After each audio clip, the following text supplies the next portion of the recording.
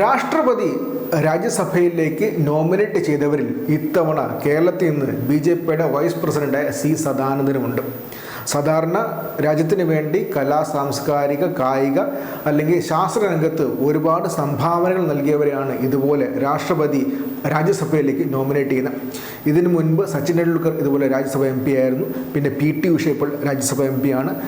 സുരേഷ് ഗോപി ഇതിനു മുൻപേ രാജ്യസഭ MP ആയത് ഈ ഒരു വഴിയിലാണ്. ഇപ്പോൾ C. സദാനന്ദനൊപ്പം 2008 മുംബൈ ഭീകരാക്രമണ കേസിലെ പ്രതിയായിരുന്ന അജ്മൽ കസബിന് വധശിക്ഷ വ്യക്തമായ രീതിയിൽ നിയമപരമായ രീതിയിൽ വാങ്ങിച്ചു കൊടുത്ത ഉജ്ജ്വൽ നിഗവും ഇതുപോലെ രാജ്യസഭയിലേക്ക് നോമിനേറ്റ് ചെയ്തിട്ടുണ്ട്.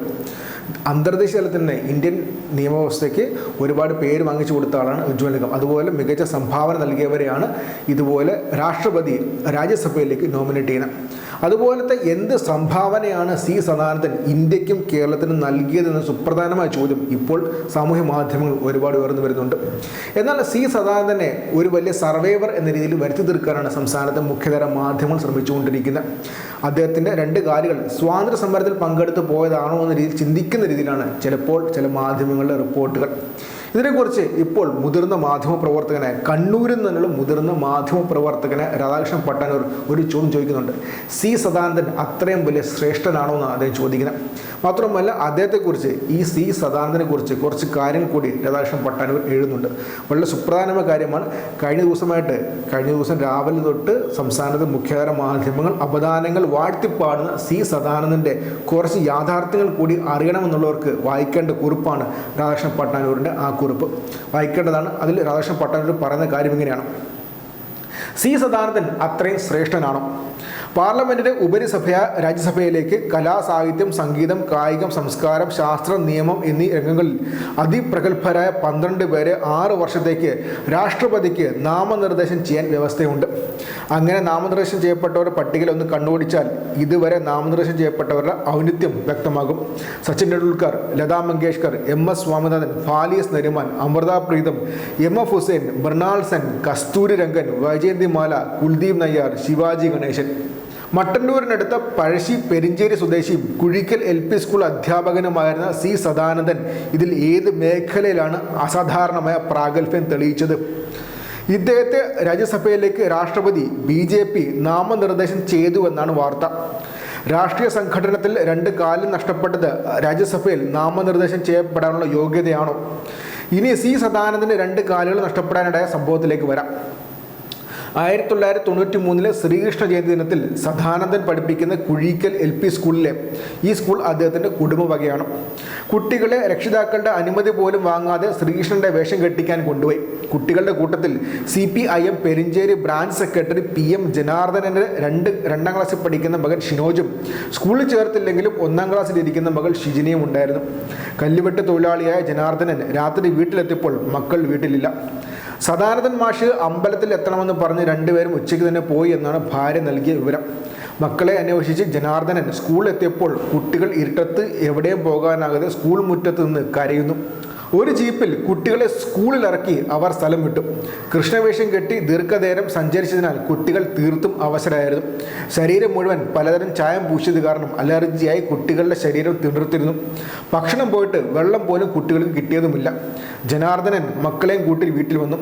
പിറ്റേന്ന് സ്കൂളിലെത്തിയ ജനാർദ്ദനൻ സദാനന്ദൻ മാഷിൻ്റെ നടപടിയെ ചോദ്യം ചെയ്തു. പിന്നെ വാക്കേറ്റമായി.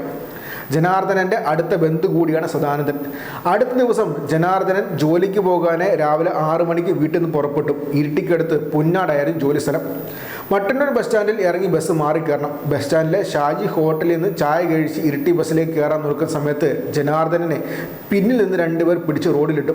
തുടർന്നെത്തിയ 2 പേർ റോഡിൽ വീണ് കിടക്കുന്ന ജനാർദ്ദനനെ കമ്പിപ്പാര കൊണ്ട് പൊതിരെ തല്ലി, കൊടുവാൾ കൊണ്ട് തുരുതര വെട്ടി. കൂടെ ഉണ്ടായിരുന്ന സുഹൃത്ത് മുകുന്ദൻ നിലവിളിച്ചപ്പോൾ അയാളെ തല്ലി ഓടിച്ചു. അത് രാവിലെ ആയതിനാൽ ബസ് സ്റ്റാൻഡിൽ ആളുകൾ കുറവായിരുന്നു. ജനാർദ്ദനൻ മരിച്ചു എന്ന് കരുതി അക്രമികൾ ജീപ്പിൽ സ്ഥലം വിട്ടു. ജനാർദ്ദനൻ്റെ തലയോട് പൊട്ടിത്തെറിച്ച ഭാഗങ്ങൾ കാക്കകൾ കൊത്തി തിന്നു. ജനാർദ്ദനന് ബോധം തെളിയുമ്പോൾ മംഗലാപുരത്തെ ആശുപത്രിയിലായിരുന്നു. 3 മാസം അവിടെ കിടന്നു. നിരവധി ശസ്ത്രക്രിയകൾ. ഒരുവിധം ജീവൻ തിരിച്ചു കിട്ടിയെങ്കിലും ആ പാവപ്പെട്ട കല്ലുവെട്ട് തൊഴിലാളിയുടെ സാധാരണ ജീവിതം അതോടെ തീർന്നു.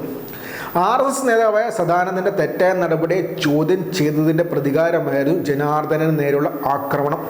കേസിൽ 1ാം പ്രതി സദാനന്ദനാണെങ്കിലും കോടതി ശിക്ഷിച്ചില്ല. ഡിവൈഎഫ്ഐ മട്ടന്നൂർ ബ്ലോക്ക് അധ്യക്ഷനായിരുന്ന എനിക്ക് ഡിവൈഎഫ്ഐയുടെ പ്രവർത്തകൻ കൂടിയായിരുന്ന ജനാർദ്ദനുമായി അടുത്ത പരിചയമുണ്ട്. കേരളത്തിലെ മാർക്സിസ്റ്റ് ഭീകരതയെക്കുറിച്ച് ദേശീയതലത്തിൽ വാർത്ത സൃഷ്ടിക്കാനാണ് സദാനന്ദനെ രാജ്യസഭയിലേക്ക് നാമനിർദ്ദേശം നൽകിയതെന്ന് വ്യക്തം. കേരളത്തിലെ ചാനലുകളും വീണ് കിട്ടിയ അവസരമാക്കി ഈ സംഭവത്തെ മാറ്റുന്നുണ്ട്. എന്നാൽ ഇതുകൊണ്ട് മാത്രം RSS എന്ന ഭീകര സംഘടന വിശുദ്ധമാകുമോ? രാജ്യത്ത് എത്ര കമ്മ്യൂണിസ്റ്റുകാരുടെയും മതന്യൂനപക്ഷങ്ങളുടെ ചോരക്കറകൾ അവരുടെ കൈകളിൽ ഉണങ്ങാതെ കിടപ്പുണ്ട്. അവരുടെ പകയിൽ കൊച്ചു കുട്ടികൾ പോലും ഇരയായില്ലേ? മലയാളികൾ ആരും മറന്നുപോകില്ല കൂത്തുപറമ്പിനടുത്തുള്ള ചെറുവാഞ്ചേരിയിലെ അശ്ന എന്ന പെൺകുട്ടിയെ. 2000 പഞ്ചായത്ത് ഇലക്ഷൻ ദിവസം കോൺഗ്രസ്സുകാരും RSSകാരും തമ്മിൽ സംഘട്ടനമുണ്ടായി. ചെറുവാഞ്ചേരി പുത്തൂരിലെ തരിശുപറമ്പത്ത് വീട്ടിൽ മുറ്റത്ത് കളിക്കുകയായിരുന്ന 6 വയസ്സുകാരി അശ്നയും അനുജൻ ആനന്ദും. പെട്ടെന്ന് മുറ്റത്തേക്ക് RSSകാർ ബോംബെറിഞ്ഞു. അശ്നയുടെ വലതുകാൽ ബോംബറിൽ അറ്റിത്തെറിച്ചു. ആനന്ദിനും അമ്മ ശാന്തയ്ക്കും ഗുരുതരമായി പരിക്കേറ്റു. അശ്ന ഇന്ന് ഡോക്ടറാണ്. കുറച്ചു മുൻപ് വിവാഹിതയെ. സദാനന്ദൻ്റെ അപദാനങ്ങൾ വാഴ്ത്തുന്ന മാധ്യമങ്ങൾ ഇതൊന്നും മറന്നു പോകരുത് എന്ന് പറഞ്ഞ് PM ജനാർദ്ദനൻ്റെയും അശ്നയുടെ ചിത്രങ്ങൾ കൂടി പങ്കുവച്ചാണ് രാധാകൃഷ്ണൻ പട്ടാനൂരിൻ്റെ കുറിപ്പ് അവസാനിക്കുന്നത്. ചർച്ച ചെയ്യപ്പെടേണ്ട കാര്യമാണ്. അദ്ദേഹത്തിൻ്റെ ഇപ്പോൾ MP ആവാൻ നോമിനേറ്റ് ചെയ്യപ്പെട്ട സദാനന്ദൻ്റെ കാലുകൾ നഷ്ടപ്പെട്ടു എന്ന കാര്യം യാഥാർത്ഥ്യമാണ്. പക്ഷേ അത് എങ്ങനെയാണത് പോയതെന്ന കാര്യം കൂടി ചർച്ച ചെയ്യപ്പെടേണ്ടതാണ്. മാത്രമല്ല അതിനു മുമ്പും അതിനുശേഷം RSSൻ്റെ കാര്യവാഹക നിലയിൽ അദ്ദേഹത്തിൻ്റെ പ്രവർത്തനത്തെക്കുറിച്ചും ചർച്ച ചെയ്യപ്പെടേണ്ടതാണ്.